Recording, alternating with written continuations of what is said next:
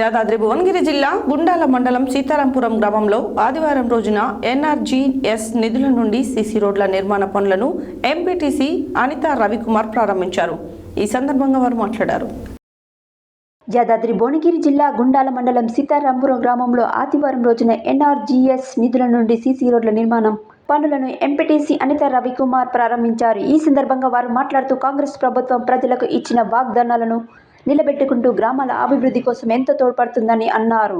ఈ కార్యక్రమంలో గ్రామ శాఖ అధ్యక్షుడు జోగు శ్రీశైలం, ఉపాధ్యక్షుడు ఏఈ దామోదర్, వార్డు మెంబర్ కాళీ వెంకన్న, కేమిడి రవికుమార్, నోముల నర్సయ్య, మచ్చ నరేందర్ రెడ్డి, తిరుపల్లి శ్రవణ్, దుమ్మటి ప్రవీణ్ తదితరులు పాల్గొన్నారు.